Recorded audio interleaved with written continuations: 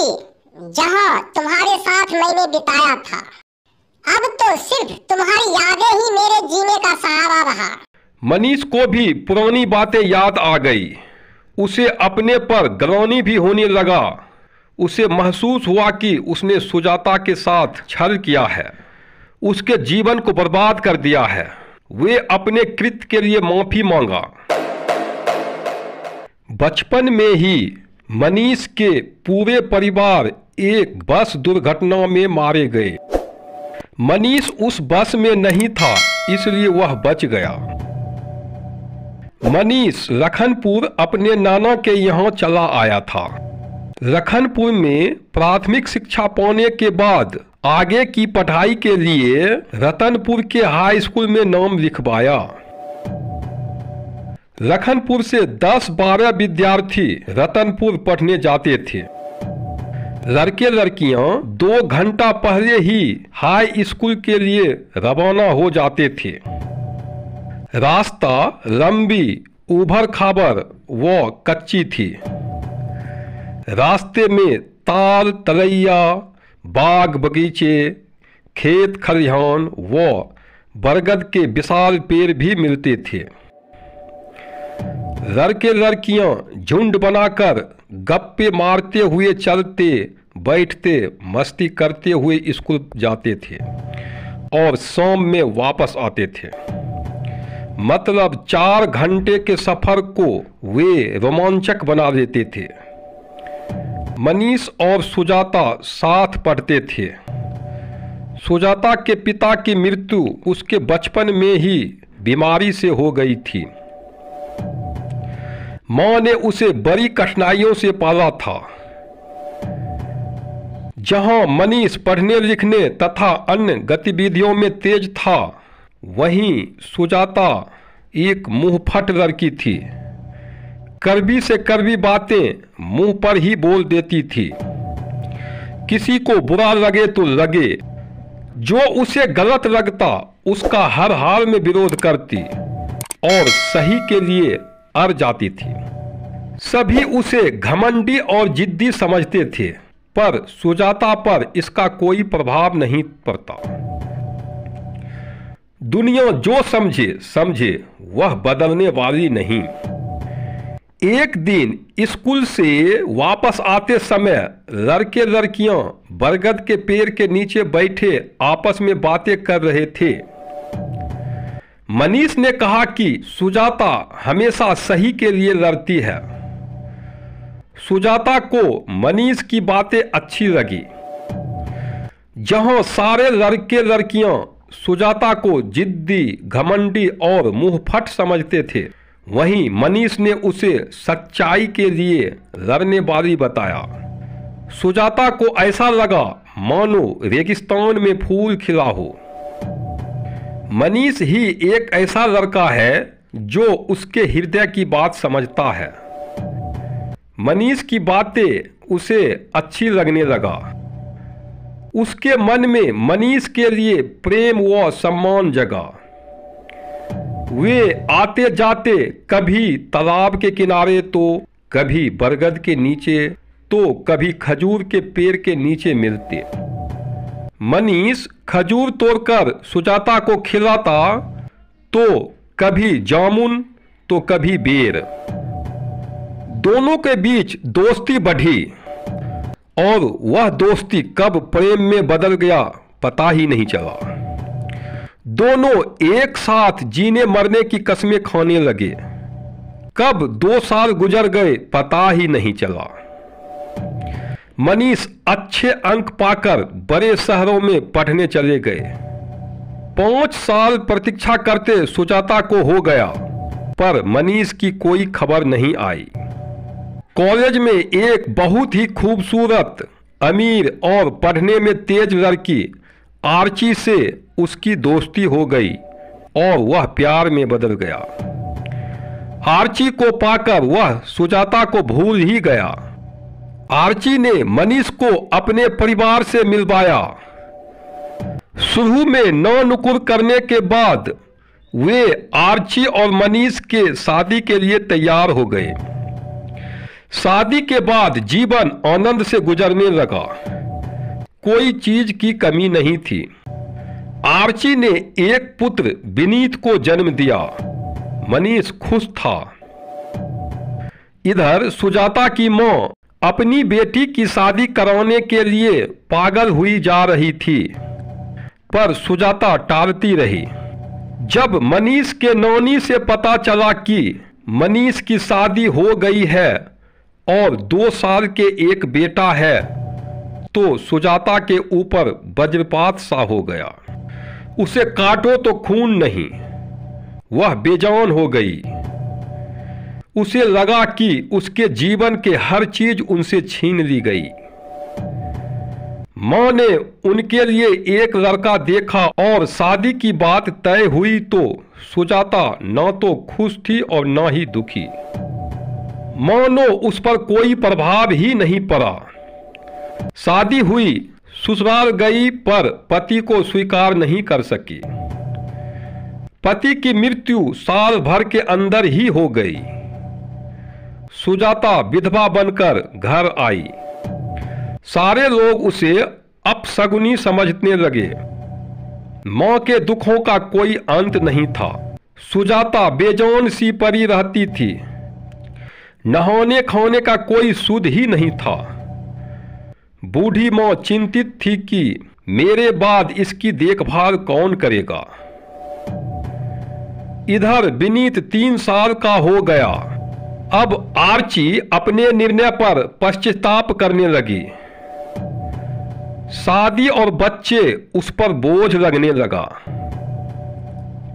पति पत्नी में अनबन होने लगी और एक दिन आर्ची तलाक देकर पति और बच्चे को छोड़कर विदेश चली गई। मनीष पछताया तो बहुत, पर कर ही क्या सकते थे। एक दिन विनीत को लेकर ननिहाल पहुंचे तो शाम में पता चला कि रात में ब्रह्म राक्षस खेत में घूमते हैं। गांव में ब्रह्म राक्षस के भय व्याप्त था। मनीष हंसा और बोला कि अभी भी इस अंधविश्वास को मानते हो? कोई भूत नहीं होता है।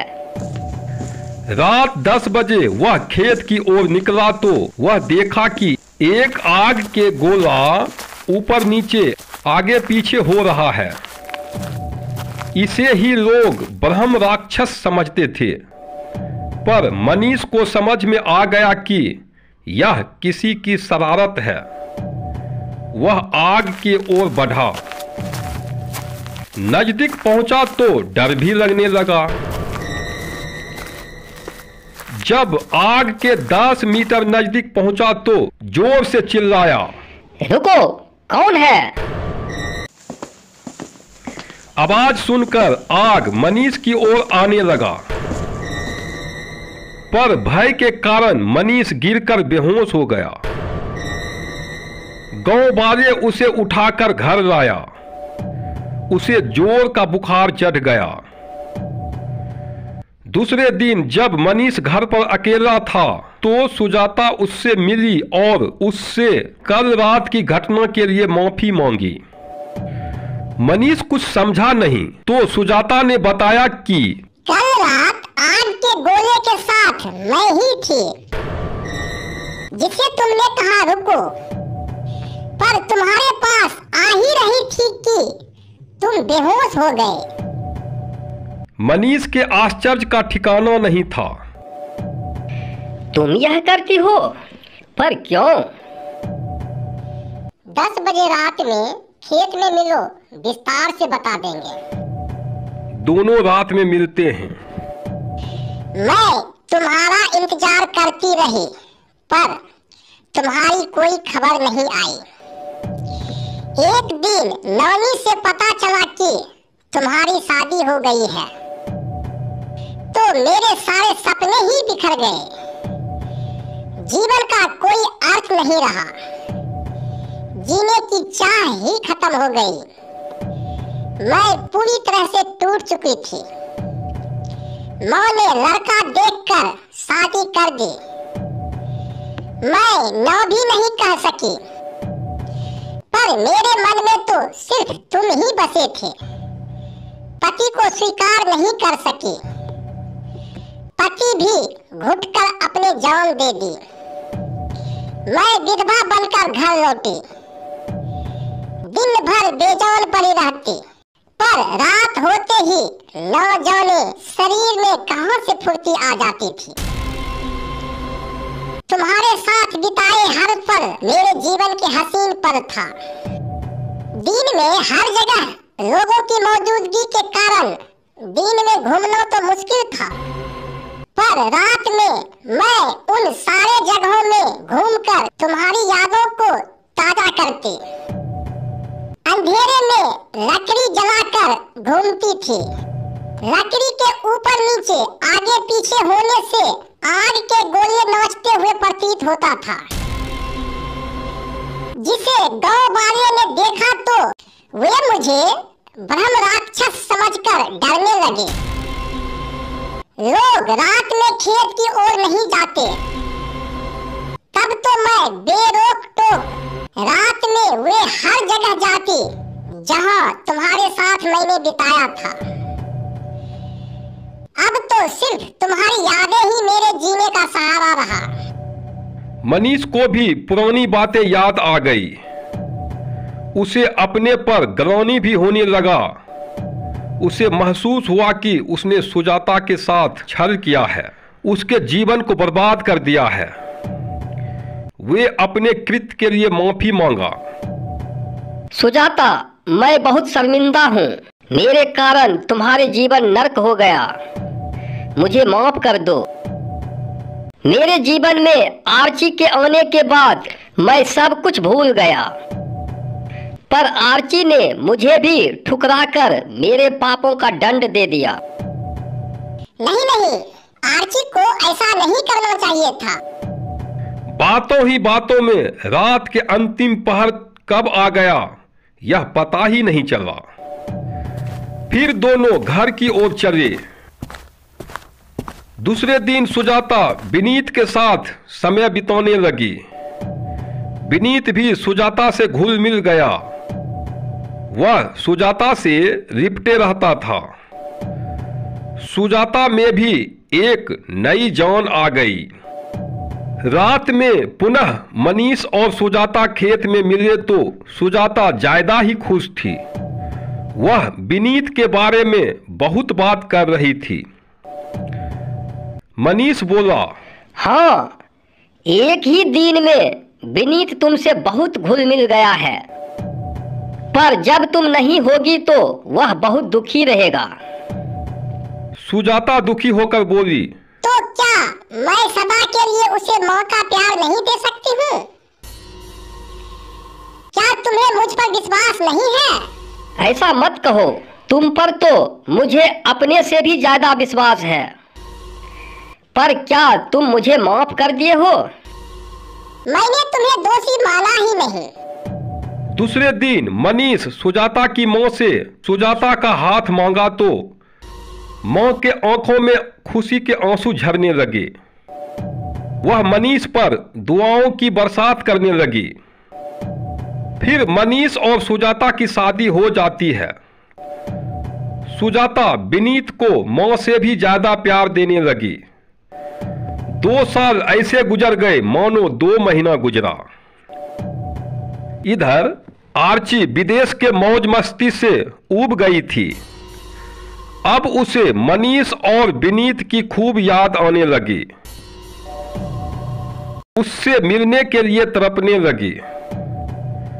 देश वापस आकर मनीष के घर पहुंची तो विनीत को सुजाता के साथ खेलते हुए देखी। वह समझ गई कि मनीष ने इस औरत से शादी कर लिया है। उसे अपनी गलती का एहसास हो गया। वह कुछ बोले बिना ही वापस चली गई। घर आकर टेंशन में नींद की गोली ज्यादा खा ली। फिर सोई तो उठ नहीं सकी। मनीष को आर्ची की मृत्यु का पता चला तो वह भी बहुत बेचैन हो गया।